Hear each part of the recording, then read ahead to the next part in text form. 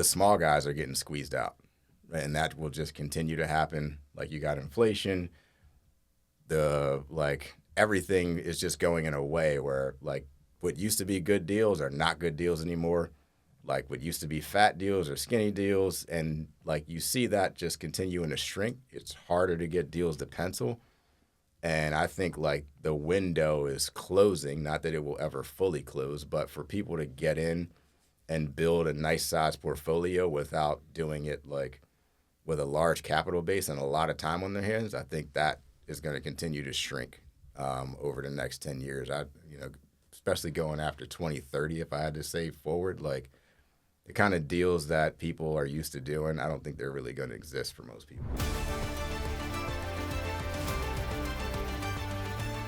Everybody, welcome to Talk of the Town.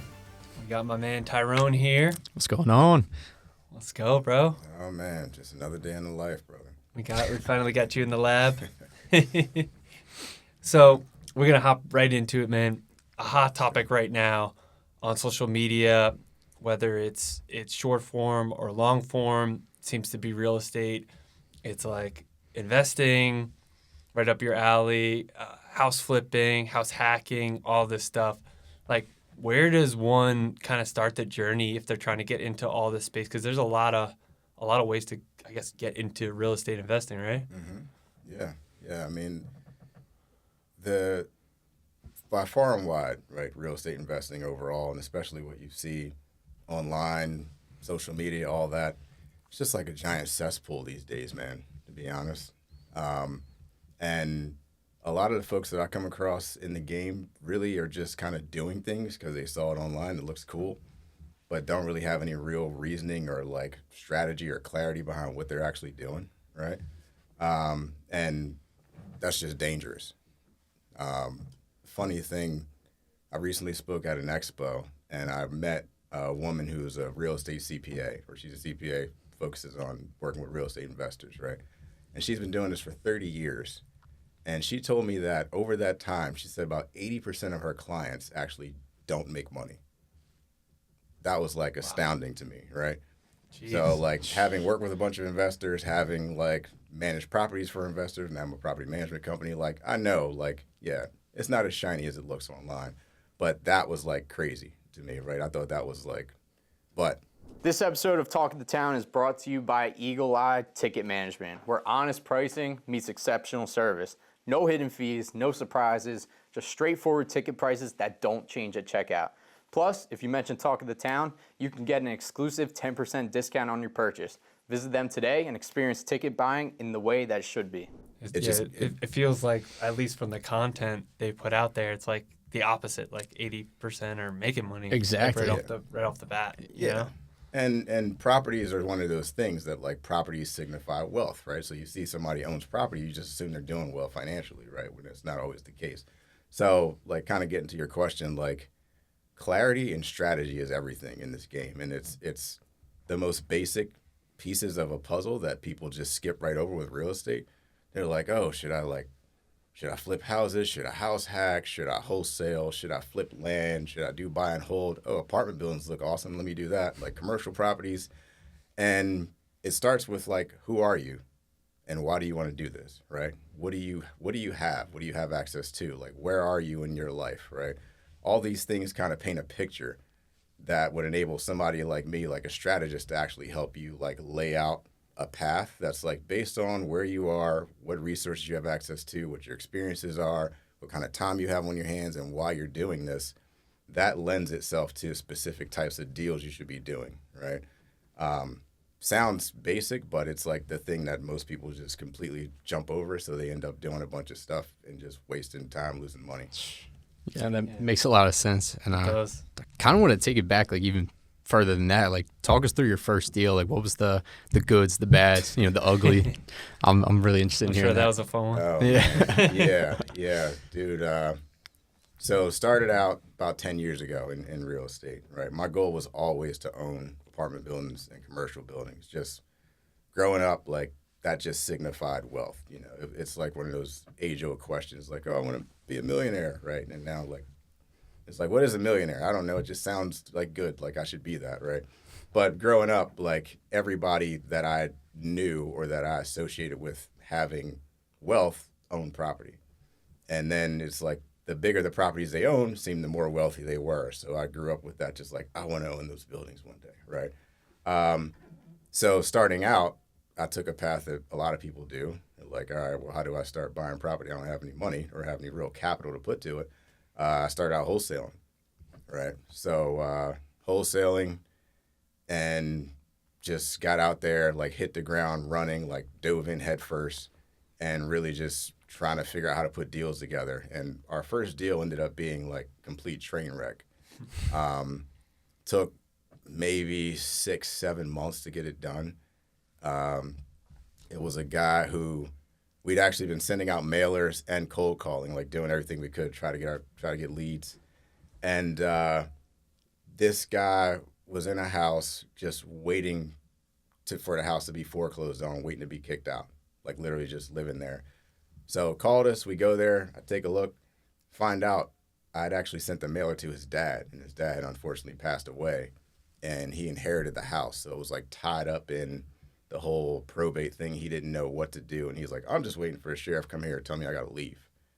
So we went through that whole process with him of like helping him get it through probate, first helping him get control of the estate. Like it became more of like a charity thing than like actually doing the deal. At the end of the day, we're like, even if this doesn't close, we just help this guy like not lose this house, so we'll just do it anyway. And myself, It was probably a good experience though. At the end of the day, yeah, it was great experience for you.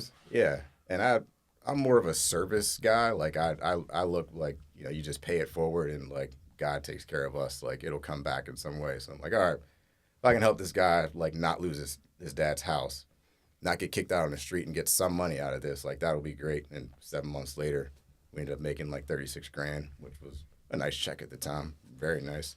Yeah, but it was a crazy story. Yeah, that's a hot start though. Yeah. Yeah. Now that you have, I guess, how many properties do you have now? Or- This might sound crazy, but so I say 60 units. Okay. It more easily breaks down to me units versus properties. But Yeah, that makes more right sense. now 60. Right now we're selling a couple of them. I have a few others under contract, but it's kind of like there's certain properties that we're holding that just we don't plan on doing anything with, and then other ones are kind of coming in and going out, feeding our goals basically. What when you got your first couple properties, were you doing like that you kept and held? Were you doing more like what was your strategy behind getting like really into holding the real estate? So I think a major breakthrough I had was the first property we decided to hold, which was actually a wholesale deal that nobody wanted to buy, right?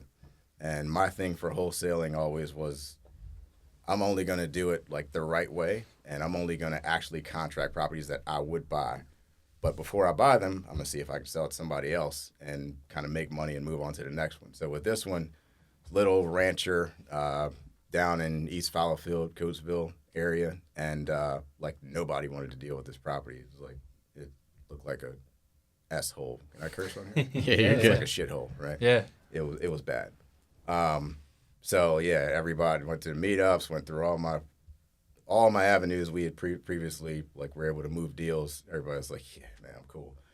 So we ended up closing on it. Bought that property for 25 G's, put 65K into it. So we're all in 90K, basically our basis, and went basically got it appraised for 225 after we got it rented out, and then it's basically a bird deal, right?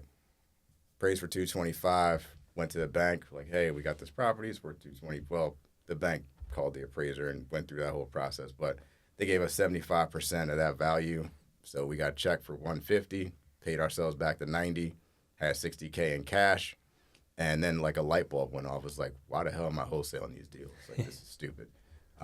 If I can do this, make some money, and own the asset, and get all the residual benefits of owning, and start to build my portfolio that way, that was like the light first bulb moment. domino that kind of knocked over a sequence of events where we were like, all right,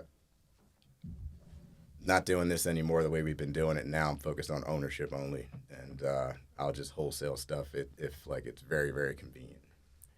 Is that what you've been? Is that like your main What is your main focus currently? Like, are you more looking for, like hold properties that you're getting to hold for the long period of time, or are you doing like more of the flipping stuff now? Like, what's your current situation looking like? That's a good question. It's come together over the past. I'd say that was 2020. I'll say the first one that we bought, that we held, and that we didn't flip. And since then, we just focused on acquiring apartment buildings, right? So we started just picking up units everywhere I could find them, just snatching them up. And originally, my goal was to just buy and hold everything. It was like, I'm going to burr apartment buildings, right? We're buying ones that are in rougher shape, fixing them up, stabilizing the properties, refi out of them. Obviously, interest rates smacked everybody in the face, so it's like, all right, the refi strategy isn't as easy as it was.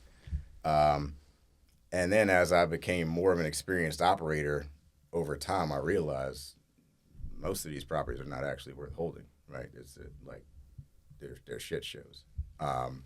So I've structured my portfolio in a way where like each deal serves a purpose, right? And I basically have 3 buckets for doing that. So I have like income deals, and that's basically like quick flips in that bucket.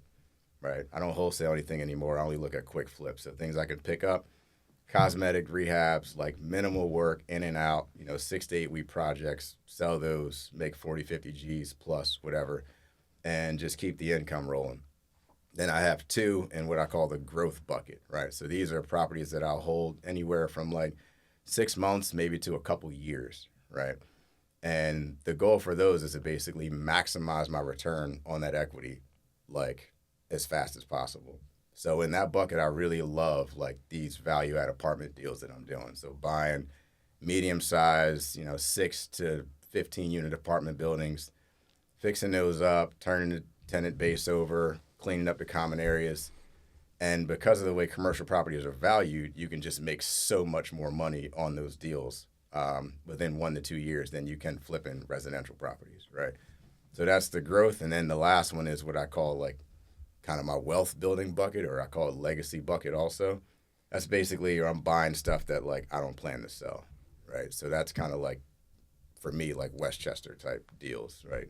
You buy that, like, I don't know, our kids will inherit these buildings. Like there's no reason to sell them. So I do deals in each bucket, but I know my entrance and my exit points for each one. And that's also how I kind of help people figure out what they're doing, because it's like, all right, based on where you are, you probably fall into one of these 3 buckets. Which one is it?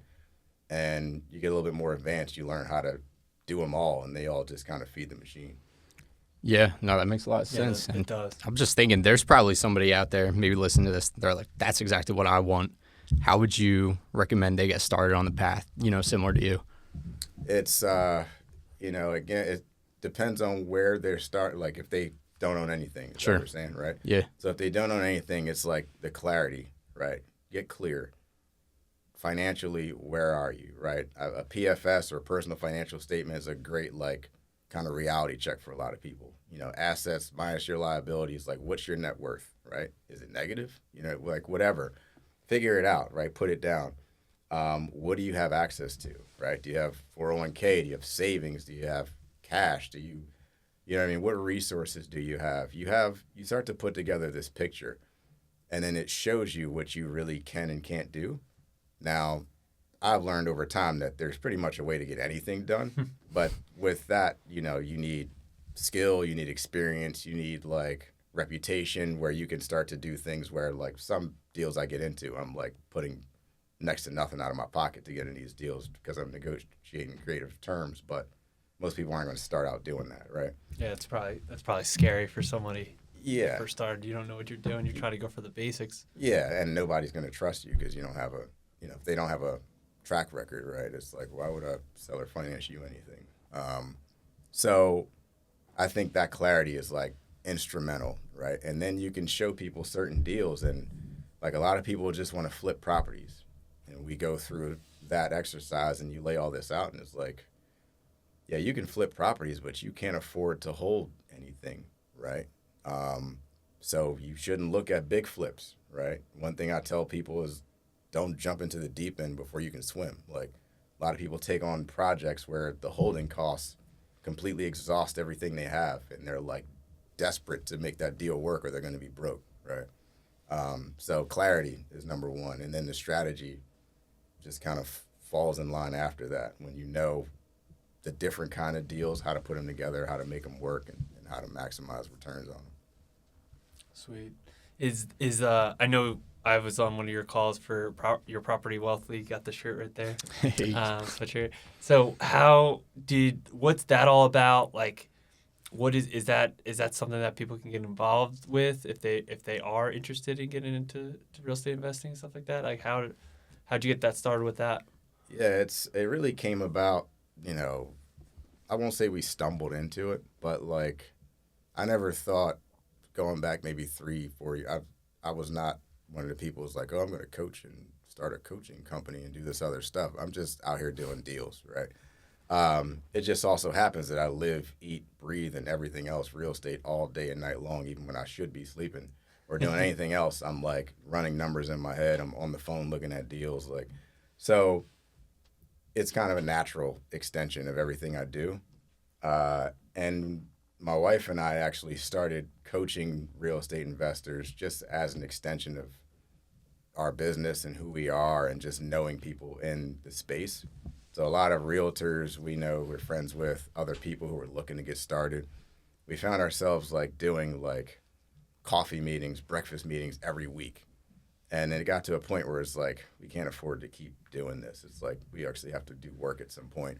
So how do we structure this into something that can really help people in like a meaningful way, right? So that started out with us creating our first coaching program like almost 2 years ago now. And then over time, the idea of putting it into a mastermind just seemed a lot more natural. It's like you're working with A, B, and C, and then you realize that all three of them together, if they knew each other, would be doing better, like working together, right? So we're like, all right, let's make it a community. Let's dump everything we can in the community that everybody needs to be successful, and let's all just grow together, right? That was kind of the premise of it. And like, I truly enjoy it. Like, you know what I mean? You got a deal, you hit me up 4 o'clock in the morning, I'm probably going to answer you and we can go see it if I got some time on my schedule that day. It's like, I'm on all day long. So it's just fun for me also. Yeah, those communities are super powerful. Like once you get in it and it's something you want to do and you're passionate about, and you can learn from others that are also doing it, especially in this post-COVID world where people aren't getting out as much or maybe not going back to the office and things like that. And they're changing the game. It's really cool. Yeah, man. And one thing I like, whether people work with me or do anything else, I like. My thing is like you need to be as close to the action as possible, right? Like courses are dead, right? We have like a bunch of courses in the community. People they're just like references because you're in there. And like if you need to get educated on these things, we have all these videos on this stuff that we created. Go do that. But really the real value is in the fact that we're doing live mastermind calls like several times a week where we're actually breaking through and running down like real deals in real time. That's where you're going to like learn, right? So I come across a lot of investors these days and like, oh, I bought this course. And it's like, what do I do next? I'm like, just don't buy another course, right? Just go link up with somebody who's going to sit down, run through the deals with you, who's going to show up and walk the deal. And that's what we do. And that's the fun in it for me, right? Yeah. There's a ton of value in masterminds. I know, just like speaking for us, the ones like we're in for our business they're huge. There's always so much to learn. I guess question too, like where do you plan to take the mastermind? Do you have any goals for it? What's next? It's just growth, and it's interesting. I'm not somebody who puts limits on things, but at the same time, like I got to stop myself from getting too far ahead of myself, basically, right? But I really measure growth by like the impact that we can have in people's lives. Like for me, I feel like God's put me in a position and given me a set of experiences that can help other people avoid a lot of things that can hurt them, right? And help them be successful, help them build the financial situation they want for themselves, for their families. And at the end of the day, I think like really become who we were made to be, because you can't really be who you're supposed to be if you're struggling financially, right? And I think that's why so many people like seek out real estate, because it's that like, oh, associating wealth with real estate. So I just want to help people do like massive shit, just acquire a lot of property. Like my dreams would be like people's kids being able to say like, I'm glad my dad, you know what I mean, invested in real estate. I'm so happy. Like apparently he was in some group and it helped him. Like I'm glad he found that group and they did that, right?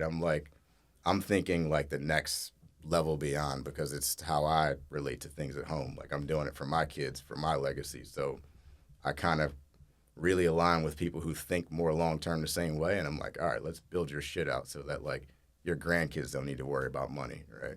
So Yeah, that's so smart of like breaking it down, and it's just like any other business or any other sales position or whatever. You just have to that's to begin. You can't just you need to see like what's going on. What are you passionate about? What do you want to get into? What are your resources? I mean, I could see so many people just skipping over that and just wanting, like we're in this world right now where you want the result, you just want to buy the house or you want to flip the property or get into it right away.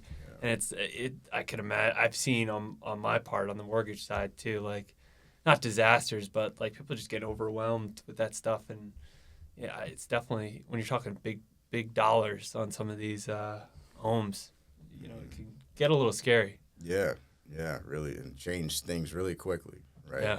Somebody spend their savings and they're like, oh, I'm creating generational wealth, and then it's negative generational wealth because you're paying 2 mortgages, right? And you can't lease the property out because you can't finish fixing it up because you ran out of money. It's like, and not even a laugh, like literally, I talk to people every week who are like in these kind of situations. I'm like, why'd you buy it? I'm like, well, God told me it was a good deal. I'm like, okay. Damn.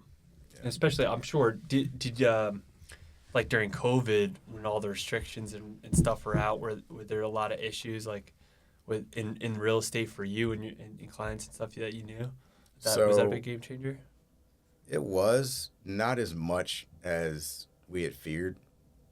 So back in 2017, I actually started a property management company.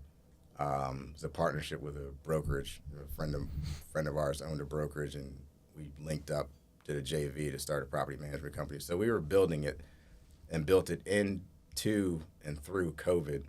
And at that point, we were managing like 350 units. And we thought we were like, holy shit, like this could crush our business.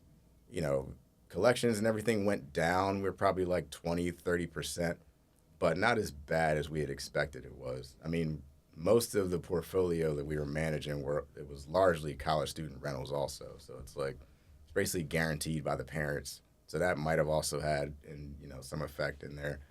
But really for me, COVID kind of showed me that like I don't want to be in the management business for other people.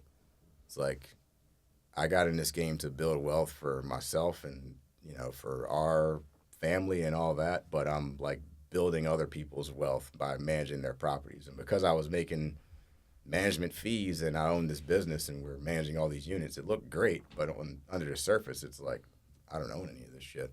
Yeah, you're getting all the problems. Yeah. Without the ownership. Yeah. And then in COVID, you basically became like part-time collections agency. I mean, every management company is a part-time collection, but we got like full-time collections agency and then like part-time counselor, and it was like that was like the last straw, I would say. Gotcha. Because I felt like back then you were at least when you're listening to the news and hearing about all people are like, oh, they're stopped paying rent and all this stuff, and you're like, oh my gosh, how I guess it could flip on a switch like that, even if you're in a really good position, a really good spot, Yeah. The crazy thing that I noticed during COVID was like people stopped taking like responsibility for paying their own rent, and it's never really gone back the other way, at least in my like experience. That was the first times I started to hear people like, well, I just don't have it. You know what I mean? People had done that before, but it was it was like a common theme. It was almost like the government told us that we don't have to pay rent, so I don't owe you anything. And that was like people's position. They'd be like, well, I just don't have it, so what do you want me to do? I'm like, well, we still got bills and shit to pay, so I want you to figure it out. And nowadays, it's still, you still hear in those areas where it's more rougher, like, you know, some of our stuff in Philly, some of the stuff in Pottstown, it's like people straight up tell you, like, yeah, so what can we do about, well, I told you I'm looking for a new job and I don't have it. I'm like, okay, so what do you want me to do? Why do you think man, that is? That hasn't like turned back. I think, Mindset. yeah, it's definitely like a collective mindset of like once, and this is just me speculating, right? It's like once some outside force steps in and tells you that like this is not your responsibility because of things that happen to you, I feel like that kind of infected a lot of people and they still think that way. And it's the craziest thing, right? Like we don't pay our mortgage, like our house is going to be gone. Like you owe taxes, all that shit. But they're like, I don't have the rent, so I don't know what you want me to do. Try me back next week. Speaking of mistakes and stuff, what was your biggest mistake, and how could we protect like others from making that mistake? Oof. I'm sure you got Much time we got. enough. I'll say biggest one is tough, right? Or how about one that a lot of people could potentially make that we would try to avoid? Yeah, I would say taking on large projects without being adequately capitalized, right? So to break that down simply, say it could be a flip, right? And you don't have any reserves. You make a game plan, you think it's going to cost X, and you don't account for cost overruns, you don't account for things changing and you needing to hold the property if it doesn't sell right away, right? That I've seen take so many people out, and I personally like have struggled through a lot of issues with that in our portfolio because we bought like a substantial number of apartment units. When we started buying apartments, we picked up 32 units in the first year, which is not like a crazy amount of units, but we're buying all pretty shitty buildings. And because we had flipped so many properties and dealt with management like pretty heavily, we were very comfortable with doing that. We're like, this 32, we managed a few hundred, like no big deal. But we didn't raise and have like set on the sidelines like a lot of reserves to deal with like extra issues in all those buildings, right? So I would say like figure out what the game plan is up front, you know, account for cost overruns, account for everything that you need to do, and then have additional reserves on top of that. Raise all that capital, put it in a pot and set it aside before you even start. Because with rentals, one like illusion is that, well, the rental income will pay for, you know, the issues and the overages. No, the rental income gets sucked up by the properties in the beginning years. Like, don't make that mistake. So I'd say going in undercapitalized is a heavy one that puts you through a lot of headaches. Yeah, I can see that being a major problem, Yeah, especially definitely. with like inflation, and it seems like things can flip on a switch, like a tariff.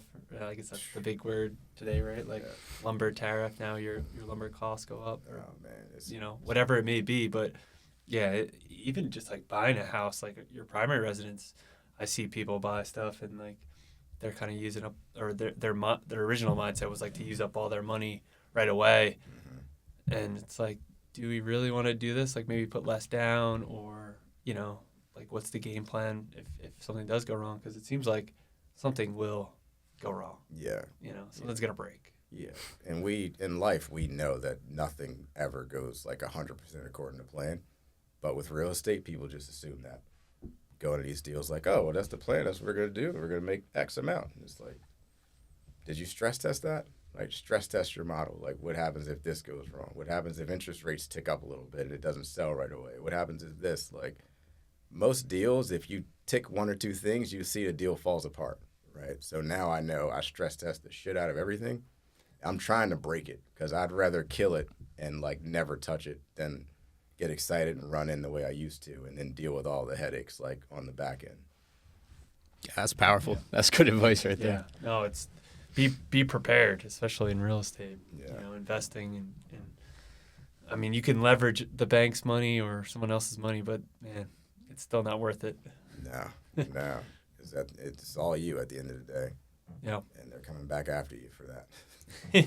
Literally.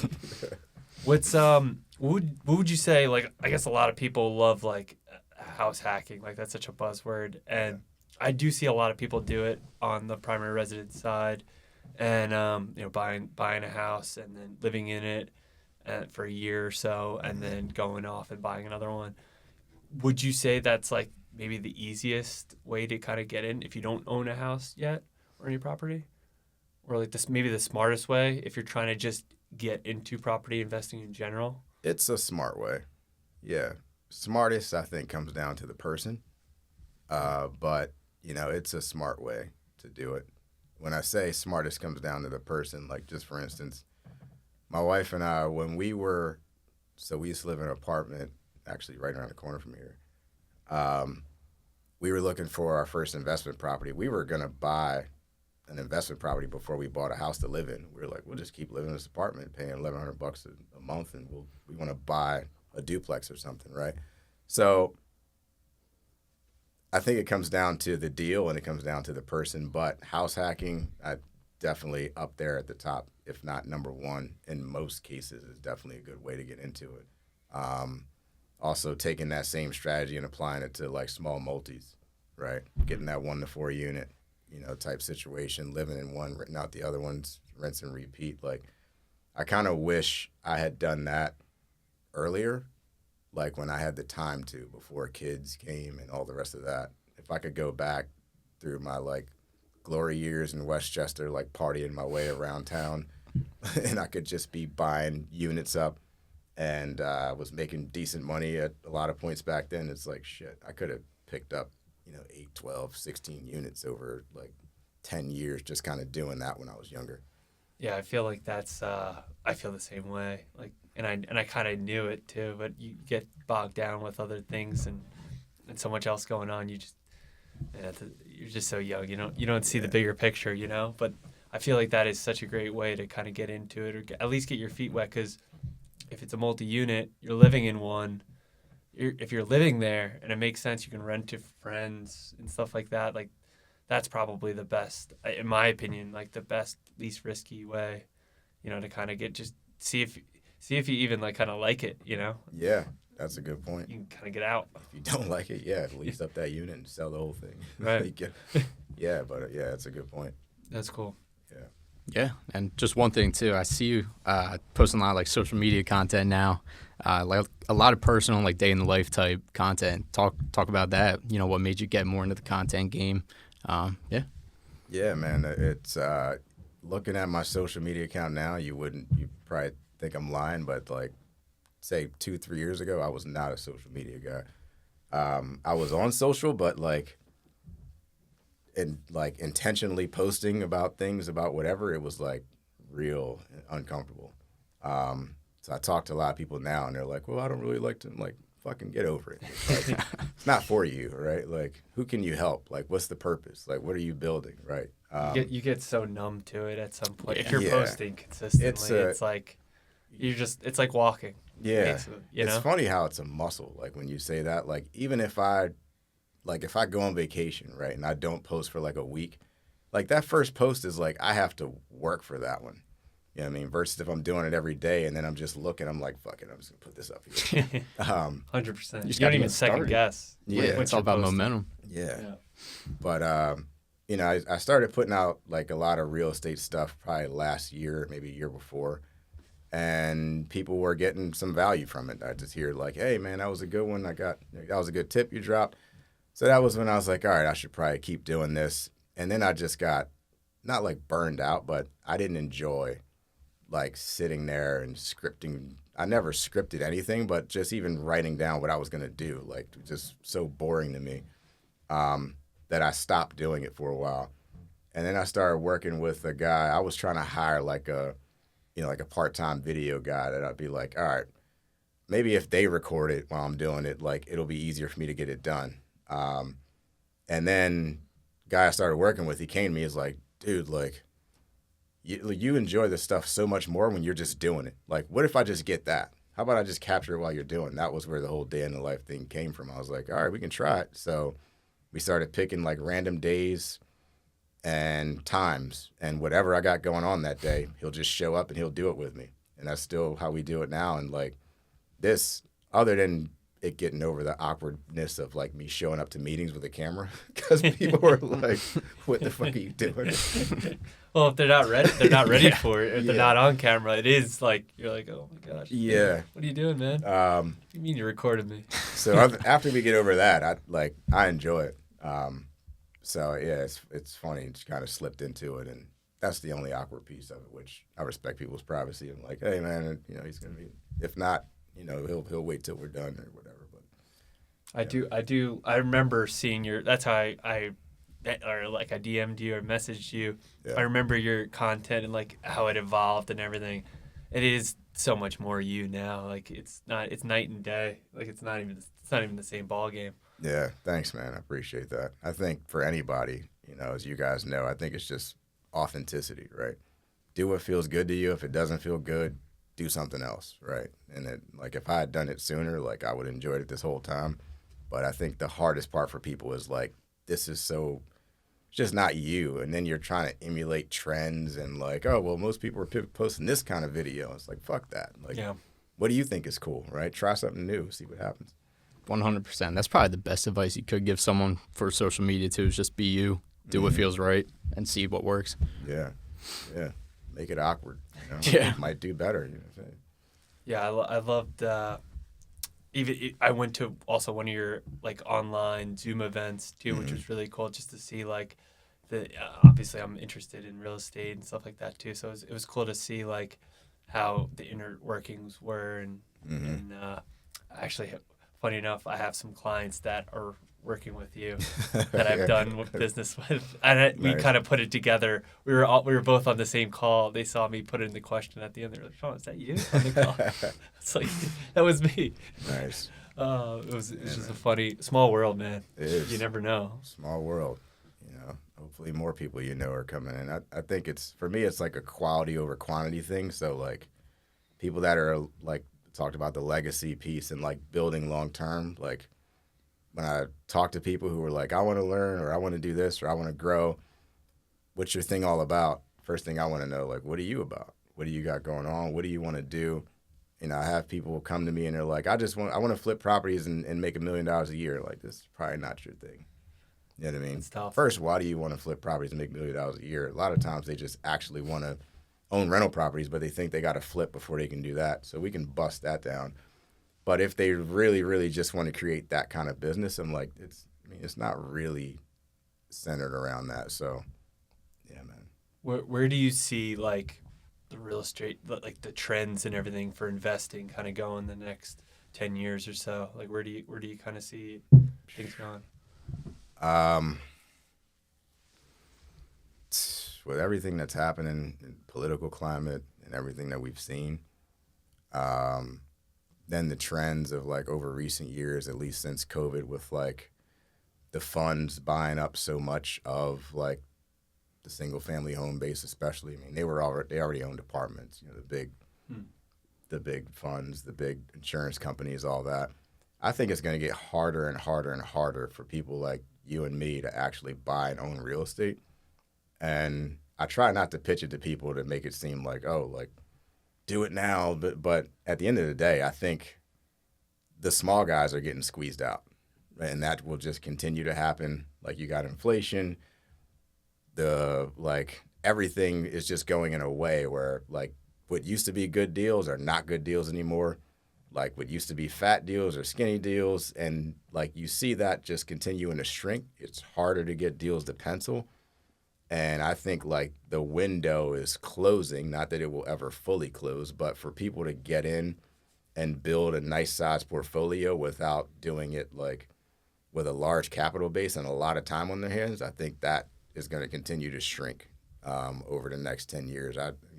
Especially going after 2030, if I had to say forward, like, the kind of deals that people are used to doing, I don't think they're really going to exist for most people. Yeah, it feels like that way a little bit on the buying side too. You know, it's just like there's less inventory, or there's just less homes out there in general. Like there's just such a growing population. So many people want to, are forming families and households, and they want to own a home, and there's only so many available in certain areas. Yeah, and in the single family space, you see that happening already. Like, I talk to people who've basically all but given up on owning. They're like, well, no, we're not gonna be able to find anything we can afford, so we're just gonna rent and. And they're like coming out of college and like they're making decent money, and what used to be decent money can't afford a property these days for a lot of people, which is crazy. Yeah, I think we're already seeing the signs. I don't really see anything that like flips it back the other way. Where do you see like the like that 2 to 4 unit, like those people where, man, I remember like back in the day for me is like 10 years ago when I first got into the business. Like it was kind of easy, and I was in New York, but it was kind of easy to find like a 2 or 3, 4 unit building or place and move, get a loan and be able to live in there and rent it out. Like I feel like now it's like hard, those properties. Maybe it's where we are now, or I just don't see them at all almost. And back then, I guess with the pricing and rates and stuff, it was easy to get into them and it made sense. But now it's like, well, they're not. First off, they're not there, and then when you do see them, maybe it's the big players coming in, maybe that are taking them over and just can't compete. What do you think it is? Yeah, that's a good question, because it's next to impossible to find like a fourplex in most places, right? You see triplexes, but I agree with you. Like they're few and far in between. Definitely not as like abundant as it used to be, and it only is getting, to be tighter and tighter. I don't know where they're going. People buying them and sitting on them. Yeah. But yeah, the funds. I mean, I think that's a big piece of it. Just that inventory, just getting sucked up. I think a lot of stuff also is being held by like boomers. I think that's one of the biggest opportunities that's coming over the next 2, 3, 5, 10 years that people need to be focused on. It's like this massive transfer of wealth from these people who hold so much of the wealth in America. They're aging out, and they're going to be like transitioning these properties. Are you going to be there to take advantage of that, or are you going like, what else? I don't see another wave coming after that that's going to provide that kind of opportunity over the next 5, 10 years. So I'm excited about it. It's like I'm excited about this year, but every year I'm like, I just look at like, all right, we're just preparing for the next year. If I'm going to crush it this year, next year is going to be insane. Next 5 years, I'm just trying to kill something. Yeah, I feel like at some point they got to move out of their home. These 5-bedroom, empty nester houses, right? Come on, boomers, help us out like a little bit. We got We're having more kids and stuff, and we're living in these small places. We can't find a bigger house to live in. It's crazy. They don't want to give them up. And then just got to be sharks these days too, because it's like so many of these deals are not even hitting the market, right? They're because I do a lot of off-market marketing, right, and that's really like still the basis of my strategy, just from my wholesaling days. Try to get it off-market before the realtor gets into the picture, right? My wife's a realtor, nothing against realtors, but they step in. What was a deal for you, a great deal, is not a great deal anymore, right? And now you're going to be competing for it, maybe get into it, by the skin of your teeth. So I think from the boomer aspect and everything else, the people that are aggressively like tracking these deals down, they're going to get the deals, right? And everybody else who's just waiting for stuff to hit the market, it's like you're already at a disadvantage. So I also tell people, like, learn how to brand yourself, you know what I mean? Put the word out there, let people know what you're looking for so that people know to even call you if they hear about something, right? Like, if you do it all, then you're going to be in the best spot. But a lot of people are waiting and hoping, but you're waiting for stuff to hit the market. And it's like, that's not the game that, like, the pros are playing. Yeah, the people that I see win right now are like, it's hitting the market. They're the first one in the door, the first offer in the door. Like, before, like, they're the absolute first ones, and they almost can't say no to you. And if someone else comes in, at least they might come back to you and say, hey, give you that time of day because you were the first offer. Mm-hmm. and you are still aggressive. So I think that's super powerful. And a lot of times you see stuff that's going up, but like the realtors kind of know with certain properties like who their buyers are, right? And then they put it up because they have to, but at the end of the day, it's like sometimes you don't even have a fighting chance. Yeah. Right. The property goes up and it's like, offers are due by 4 p.m. Monday. It's like gets posted on Friday. You're like, what the hell? Yeah, whenever you see that, I'm always like, oh boy, we got no chance on this one. I'm like, good luck. I'm like, we'll figure out every scenario but this one. Where do you see the Property Wealth League going in the next couple of years? Like, what's your goal with that? Like, future goal? Where do you see that happening? So I've been, I think the sky's the limit, right? Again, just being focused on impact. I'm just trying to figure out how to help people get into more profitable deals faster, build their net worth faster. So I'm kind of going to go in whatever direction that takes me. Growing the base, I want to focus on getting, aligning with people that also have like common vision for building something, right? I have realtors in the group now. Have folks, obviously investors, have business owners, right? I can see like attracting like contractors, right? Lenders, right?